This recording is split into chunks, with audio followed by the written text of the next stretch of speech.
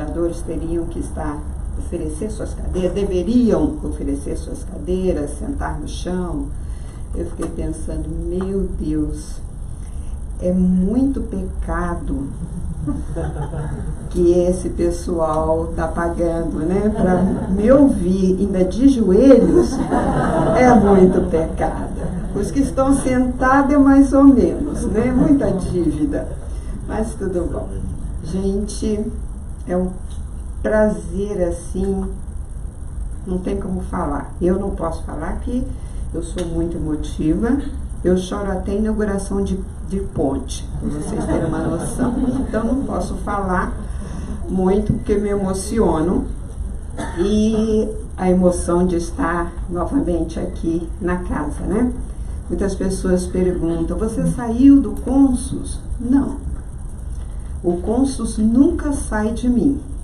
Isso com certeza. Eu posso estar um pouco mais distante agora, né? Porque é mais ou menos uma viagem para eu chegar até aqui, mas o Consus e todos os companheiros, todos estão em mim. Então não tem jeito. Caiu na corrente sanguínea, gente. Depois que cai na corrente sanguínea não tem mais jeito, né? Bom,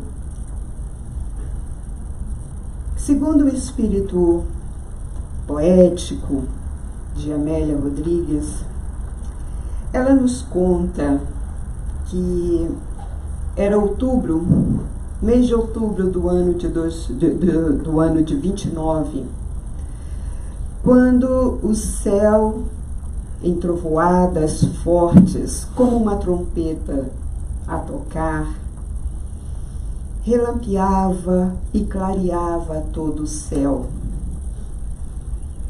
E que as chuvas que caíam dessedentavam a terra, e a terra, em recompensa, tornava-se verde, vestia-se de verdes com pequenas flores coloridas. E era assim que a aldeia de Betânia, com suas casas brancas, tornava-se mais acolhedora. E era nesta aldeia, na casa dos irmãos Marta, Maria e Lázaro, que Jesus gostava de estar, de repousar, quando ele ali naquela região se encontrava. Mas já fazia algum tempo que Jesus estivera em Betânia. Estava ele fora das cercanias da Judéia,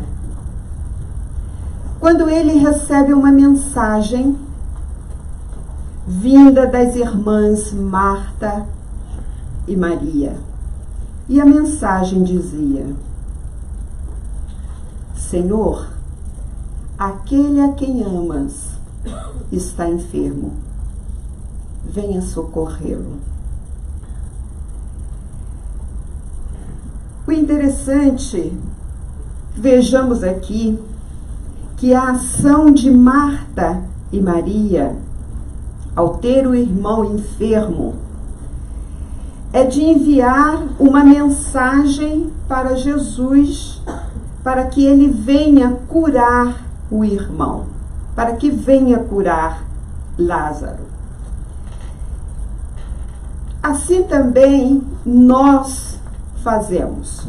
Quando nós nos enfermamos ou temos alguém do nosso sentimento, da nossa família, pessoas próximas que se cai enferma, o que nós fazemos? Nós também enviamos uma mensagem a Jesus.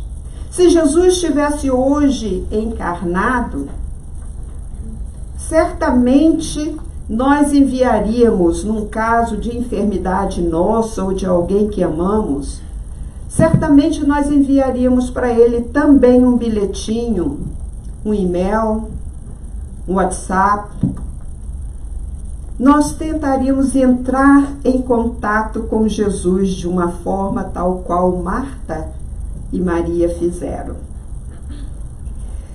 Como não é o caso de Jesus estar encarnado, nós usamos o meio da prece, da oração, para enviarmos até Ele o nosso pedido, a nossa solicitação para que Ele venha estar conosco.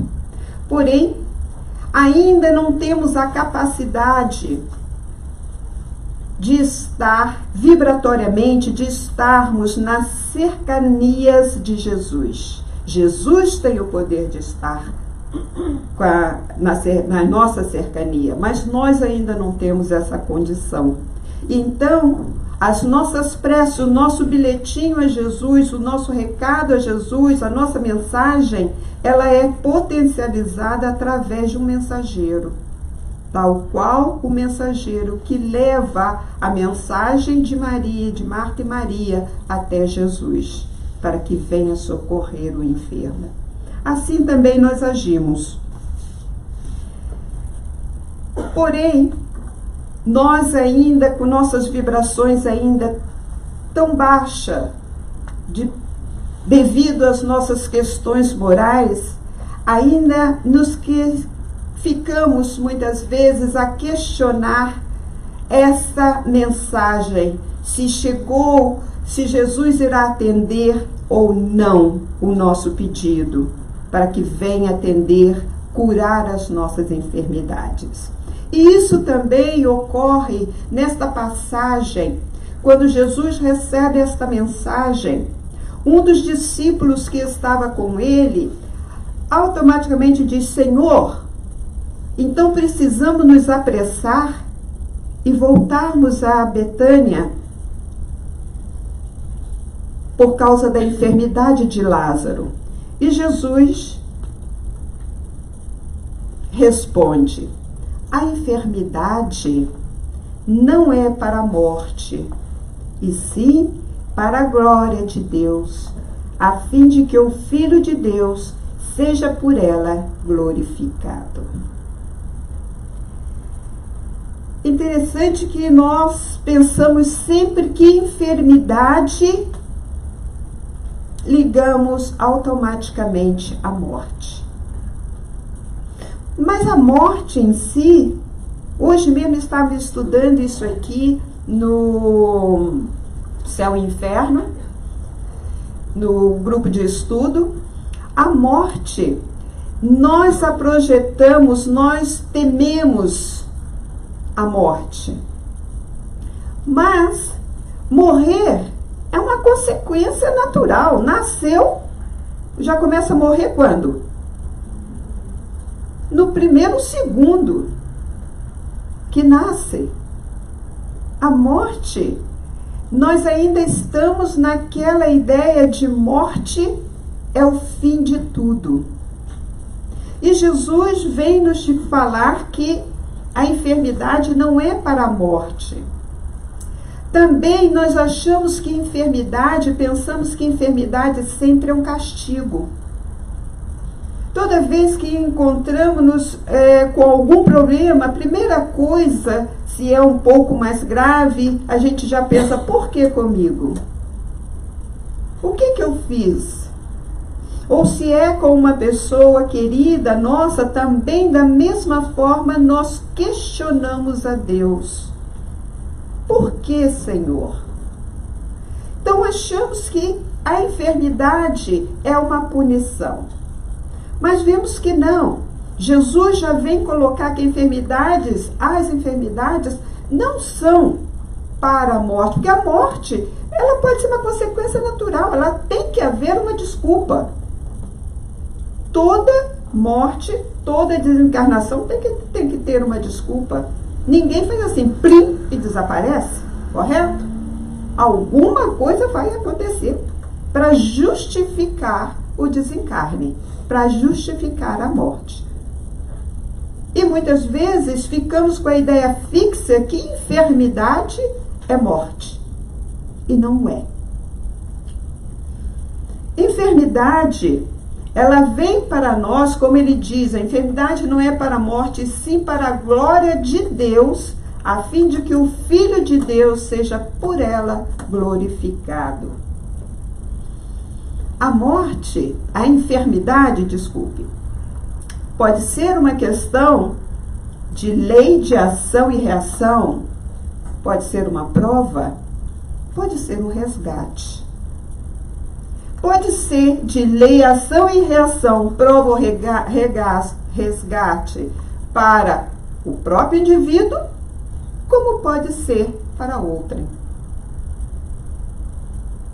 Da mesma forma, lei de ação e reação.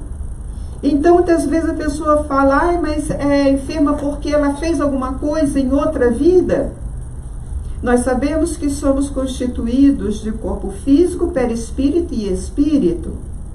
O perispírito é o corpo do espírito, é o arquivo do corpo.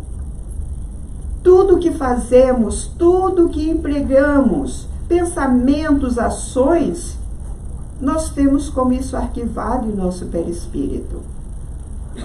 Então, nós vemos muitas vezes, a gente diz, puxa, mas tem uma criança que nasceu, fez nada de mal e já tem precisando um transplante de fígado. Já viram isso? E a gente fica assim, mas por quê? Uma criança.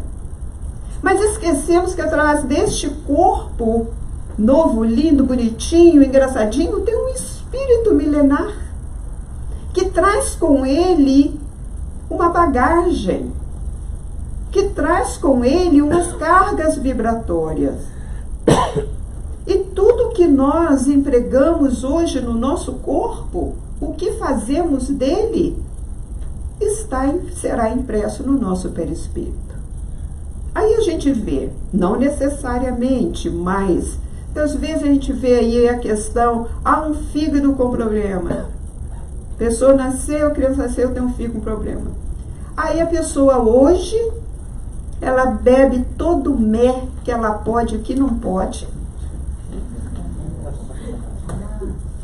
com força mesmo, ou ela come aquilo que pode e que não pode, o estômago está ajustado, exemplo, para 250 gramas. Mas o macarrão da mamãe está uma delícia, então vamos comer 1 quilo. E com isso, nós estamos gastando energias a mais do que necessitamos e que foi nos doado para aquele órgão. Então, neste caso, nós estamos fazendo com que essas energias, estamos queimando energias sem necessidade e automaticamente temos isso no nosso perispírito guardado. E o perispírito é como se fosse, as donas de casa, sabe? Também tem alguns homens que hoje em dia têm melhores cozinheiros do que mulheres, que o perispírito é como se fosse a forma de um bolo. Qual a forma de um bolo? Se há um defeito na forma de bolo, quando você coloca a massa ali e vai desenformar, o que ocorre?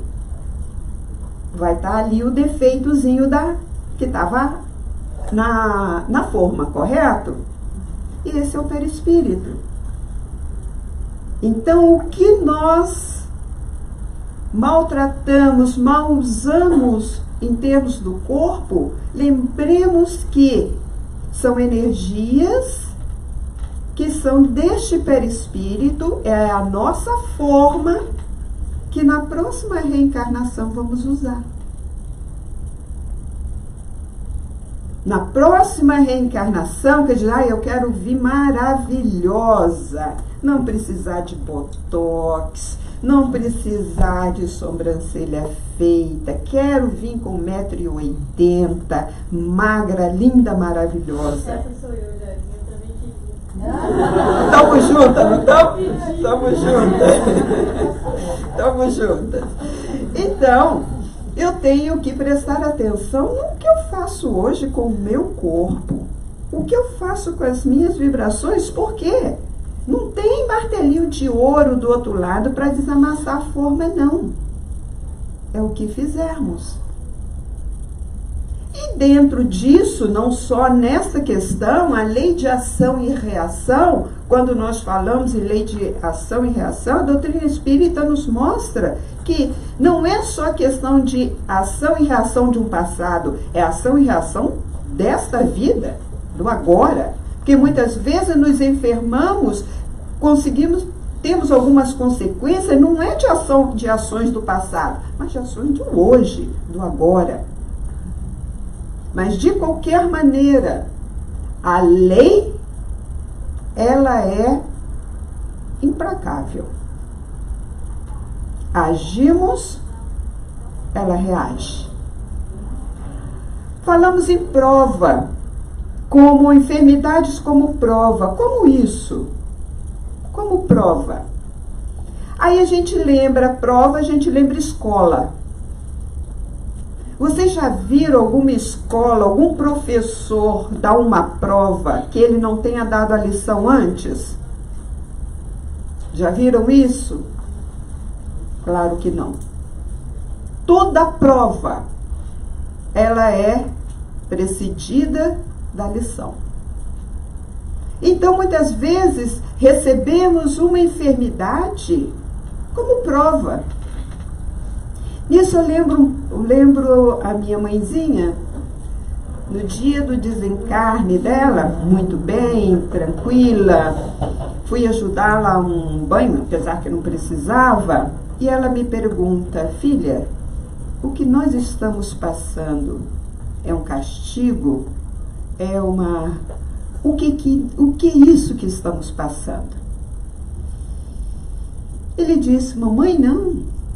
Presta atenção, quando nós visitamos uma pessoa doente, o que a gente fala com ela? Coragem, força, resignação, fé em Deus. Não é assim que a gente faz, que a gente age? Ninguém fala diferente disso, correto? Então agora é a hora da gente provar o que a gente falava, da gente pôr em prática a receita que nós dávamos, o que nós damos. Então, a questão da prova, muitas vezes na espiritualidade, nós pedimos, achamos que já somos um espírito já resignado, que somos realmente, temos fé em Deus, e pedimos a prova de uma doença, ou em nós, ou em outros. E ela chega e a gente arranca os cabelos. A gente pergunta: mas por que comigo? Por que eu estou passando por isso? Mas se temos fé em Deus, sabemos que Ele é bom e justo. Será que Ele seria injusto conosco? Se nós que somos pais imperfeitos, nós não queremos o mal dos nossos filhos? Tem algum pai, alguma mãe aqui que gostaria do mal do seu filho? Levante a mão. Se nós não queremos, imagina Deus. Imagine Deus. E se pedimos uma prova, não sabemos se sim ou não, mas se confiamos em Deus, é porque sabemos que temos condições de passar. Porque nós não daríamos aos nossos filhos uma prova sabendo que eles iriam falhar na prova. Então é confiança em Deus. Resgate também. Precisamos muitas vezes passar por determinados períodos, determinadas enfermidades, determinadas coisas, para aprendermos o sofrimento. Será que nunca usamos? Será que nós sempre fomos bonzinhos assim? Será que nós nunca causamos nenhum mal a ninguém? Será que naquela época das guilhotinas, da Inquisição, no tempo da escravidão, nós não fizemos nada? Será que nós fomos sempre muito bonzinhos? Então, muitas das vezes a gente tem os resgates. Então, voltando atrás um pouco, quando ele diz que a enfermidade não é para a morte, e sim para a glória de Deus, a fim de que o Filho de Deus seja por ela quem? A enfermidade, glorificado. E também, a enfermidade pode ser oportunidades. Aí diz, está louca, Jara? Oportunidade? Sim, mas não sou eu que estou falando que essa pode ser uma oportunidade. É a doutrina espírita que nos mostra isto. Pode ser uma oportunidade de valorização da vida. Quantas pessoas que só dão valor à vida a hora que adoece? Quantas pessoas que passam no vício, seja ele o estilo que for, anos, quando cai doente, é que vê, o vício me fez isso. E não valorizou a saúde que tinha. Quantas e quantas vezes isso ocorre? Quantas e quantas vezes já não vimos isso por aí afora? E também oportunidade de desenvolvimento. De desenvolvimento o quê? A fé, a esperança, a resignação. Sermos resignados diante do que é nos colocado por Deus.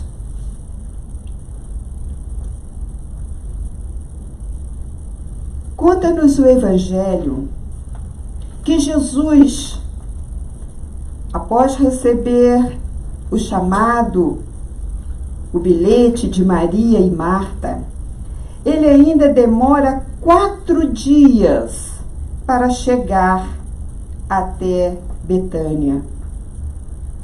E quando ele chega a Betânia, Lázaro já havia falecido e já tinha sido enterrado há 4 dias. E chorosa, a irmã de Lázaro vai ao encontro de Jesus, dizendo: Senhor, se tu estivesse aqui, ele não teria morrido.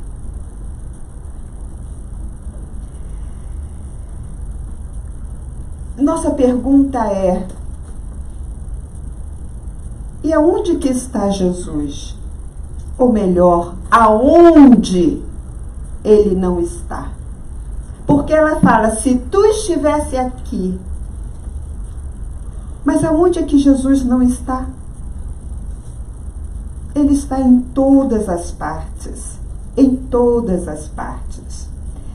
Ainda lembrando a minha mãezinha, ela desencarnou, graças a Deus, muito rápido, desde o dia que descobriu a doença até o dia que ela desencarnou, foram 52 dias somente. E após ela desencarnar, estava eu fazendo uma campanha do quilo num bairro na cidade, e ela sempre, ela gostava de ir a uma igreja evangélica. Me acompanhava ao centro espírita quando eu ia fazer palestra em alguma outra cidade longe, então para eu não ir sozinha, ela sempre, eu vou contigo, que eu gosto. Ela gostava nada, ela queria me acompanhar para que eu não ficasse sozinha. Então, eu encontro essa senhora fazendo a campanha do quilo, ela fala, você é a filha da dona Nadia? Eu falei, sim, sou. E ela, como está? Eu falei, a mamãe faleceu. Faleceu? Eu falei, quanto tempo? Eu falei, 1 semana. Oh, que mulher de pouca fé foi sua mãe. Aí eu pensei, vou responder o quê, né? Numa dessa. eu pensei, quer dizer que então quando se tem fé não se morre? Você vira semente? Então, se fosse assim, os apóstolos, que são exemplos para nós fortes, de uma fé robusta, não teriam desencarnado, estariam até hoje aqui. Então, nós vemos que as promessas de Jesus, tudo o que ele nos falou, tudo o que ele nos deixou não é em vão, não for em vão e não é em vão. Jesus não fez as colocações, não deixou os ensinamentos que deixou acaso. Ele não falou ao léu. Todas têm o seu fundamento. Todas. Após a morte não ter sido encontrado, ele foi, quando Jesus faleceu, e Madalena foi até o túmulo buscando, e ele não foi encontrado. O túmulo estava vazio. Jesus aparece para Madalena e pede a Madalena que vá até os seus discípulos e peça a eles que vá até o Monte da Galileia, que lá ele estaria com eles. E lá, quando os discípulos todos reunidos no Monte da Galileia, Jesus aparece para eles como prova da imortalidade da alma. E diz aos seus discípulos: ides, portanto, e não temais. Eu estarei com vocês todos os dias, até o fim dos tempos. Então, quando Jesus faz essa promessa, não há dúvida. Não há dúvida que Ele está conosco constantemente, minuto, segundo a segundo. O importante é sabermos se nós estamos com Ele, que Ele está conosco. E Ele fala: não tem mais. Sim, temer a quê? Se temos Jesus conosco, se temos um Pai maravilhoso, bom e generoso, misericordioso para conosco. Eu sou a super mulher, eu sou a poderosa, eu posso tudo. De baixo eu costumo muitas vezes brincar, mas uma brincadeira verdadeira, que eu digo: embaixo deste céu, em cima desta terra, com as bênçãos de Deus, dentro das leis de Deus, eu posso tudo. Tudo. Tudo. E assim somos nós, no acreditar nas promessas e nas colocações de Jesus. Marta vai ao encontro de Jesus chorosa, dizendo que ele, se ele lá estivesse, Lázaro não teria morrido. E Jesus dirige-se a Marta, dizendo: eu sou a ressurreição e a vida. Quem crê em mim, ainda que morto, viverá. E todos aqueles que vivem e creem em mim, não morrerá. Falando sobre isso um dia, me perguntaram: ok, e os ateus? Então os ateus, as pessoas que não acreditam em Deus, estão perdidas? Falamos isso hoje na reunião de estudo aqui. A questão não é a religião ou a crença que eu tenho. O que importa é quem eu sou, como eu ajo e a minha moral. Como que eu faço? Como que eu ajo diante do meu semelhante? Qual é o meu comportamento? Qual é a minha atitude diante daqueles que necessitam de mim? Então, isso é independente se eu sou católico, se eu sou evangélico, se eu sou espírita. Como hoje mesmo também no estudo, novamente, uma companheira falou, não, a gente ser espírita já é uma vantagem. Não, não é vantagem. Fecha a porta, senão o pessoal vai sair, tá? Não é vantagem. Ser espírita é mais responsabilidade. É mais responsabilidade. Porque nós sabemos, nós temos a certeza, através das reuniões mediúnicas dos espíritos que vêm, daqueles que viveram na Terra, aqueles entes queridos que partiram e diz, oi, eu estou vivo, eu estou aqui, eu somente deixei a carne, mas eu estou aqui. E os sentimentos continuam os mesmos. Aqueles que amamos continuam nos amando do mesmo jeito. E a ligação entre nós é muito maior.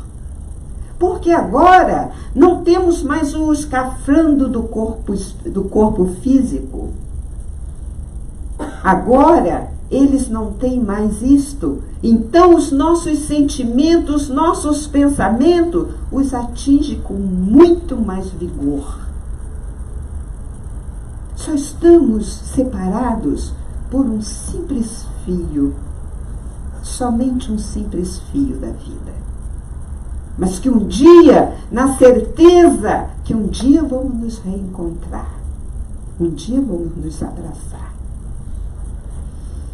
Quando Jesus diz, quem crê em mim ainda que morto, viverá. Disso nos mostra a doutrina que a morte não existe, como falamos. E todos que vivem em mim, e aqueles que vivem e creem em mim não morrerá. Todos creem em Jesus Cristo aqui. Agora não pense que vão ficar para semente com isso, não. Ninguém vai ficar para semente. Nós vamos partir. Isso não resta a menor dúvida. Quando reencarnamos, já temos o bilhete de volta. A hora que vai ser chamado lá, hora de embarcar, ninguém sabe. Ninguém sabe. Mas, conscientes das nossas obrigações, abaixo de Deus, dentro das leis de Deus, possamos estar tranquilos quanto a isso. E Jesus, após colocar esta lição para Marta e Maria, ele pede que retire a pedra do sepulcro de Lázaro. E todos ficam assustados, porque já passavam 4 dias e já estava o corpo em putrefação e o mau cheiro. Mas atendem. E Jesus chega à porta e diz, Lázaro, venha para fora.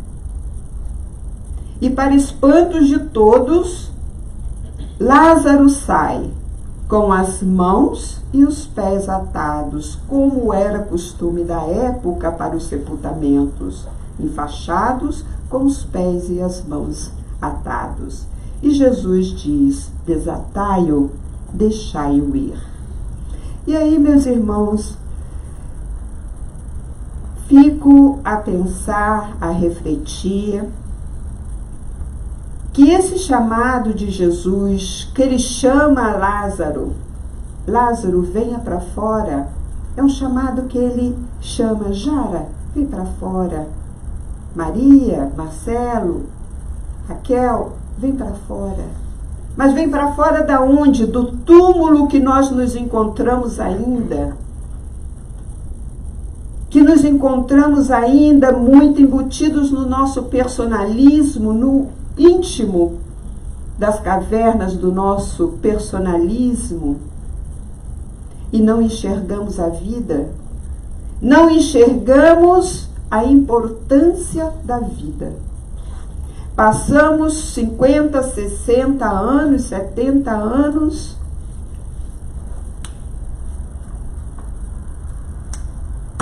no estalar de dedos. No estalar de dedos. Pensamos muitas vezes, eu estou ficando velho. Como essa semana mesmo, reencontrei uma amiga de mais de 30 anos, da minha avó, viu, gente? 30 anos e de infância, viu, gente? Era de jardim de infância. E ela diz, Jara, eu estou envelhecendo. Eu falei, graças a Deus que a velhice é compulsória. Graças a Deus que a velhice é compulsória. Porque já imaginou se a velhice não fosse compulsória? Levanta a mão aqui, quem é que ia optar por envelhecer? Ninguém? Ninguém ia optar? Lá, tá vendo? Se não fosse compulsória a velhice, ninguém ia querer envelhecer. Mas envelhecer, graças a Deus, é compulsório. Agora, ficar velho é uma opção. Ficar velho é uma opção. Então, nós que estamos, graças a Deus, envelhecendo a cada dia, quando no aniversário, desculpa, querida, mas que no aniversário, nós estamos comemorando um aniversário aqui hoje, viu? Que no aniversário a pessoa diz assim, mais um ano. Não, menos um ano. É menos um ano. Desculpe, mas é menos um ano. Então, é hora da gente despertar, da gente, como diz, como atender o convite de Jesus, como diz, venha para fora, venha para a vida. Venha para a oportunidade que nos foi dada. Porque a fila da reencarnação é imensa. Depois que inventaram a pílula, então é aí que ela cresceu mais. E nós estamos aqui, gente. Tem espíritos lutando para reencarnar por uma oportunidade. E olha nós aqui, nessa imensa universidade que é a vida. E a gente fica com picuinhas, um com o outro. Não perdoou, pisou no meu pé, me fez isso, me fez aquilo. Quando nós estamos juntos, é para crescermos. Perguntaram a Jesus qual era o significado da caridade. E caridade é o BIP. Vocês lembram do BIP? Quem teve BIP aqui? A minha avó teve, viu, gente? Eu não. Do BIP? BIP. B. Benevolência. I. Indulgência. P. De perdão. Isso é caridade. E o que nós estamos fazendo? Benevolência. Benevolência é boa vontade. Nós estamos tendo boa vontade todos os dias com as pessoas que convivem conosco. Indulgência. Estamos sendo indulgentes? Ou estamos sendo aquele juiz carrasco que aponta o dedo sem ver que temos também muitas feridas, muitas mazelas em nós? Perdão. Perdoar 70 vezes 7 cada erro. Cada erro. E o que nós estamos fazendo? Vamos sair para fora desta escuridão, desse personalismo que ainda temos em nós. E quando ele diz, desatai-o e deixai-o ir, quantos de nós ainda nos encontramos atados, de pés e mãos atados, diante da necessidade do próximo? Não é de coisas materiais, não, gente. É de um abraço, é de um sorriso, é de uma palavra amiga, é de um ombro, oferecer um ouvido. São coisas que nós precisamos. Estamos iniciando um ano, não vamos perder mais um ano. Vamos refletir nisso durante este ano. Vamos pegar uma cadernetinha, colocar do lado da cama e toda noite vamos escrever nessa cadernetinha o que vivemos o dia, o que nós somos gratos, o que precisamos melhorar. Vamos fazer como Santo Agostinho nos recomenda no Evangelho. Vamos fazer uma análise no final de cada dia de quem eu sou, como fui e como devo ser.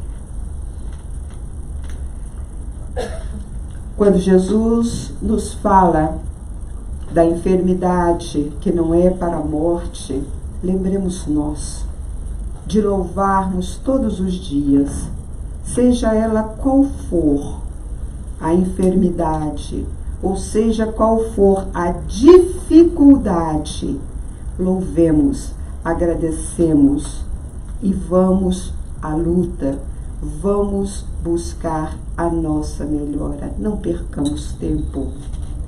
Urge o tempo. Urge o tempo. Que Jesus nos abençoe e nos guarde em sua paz.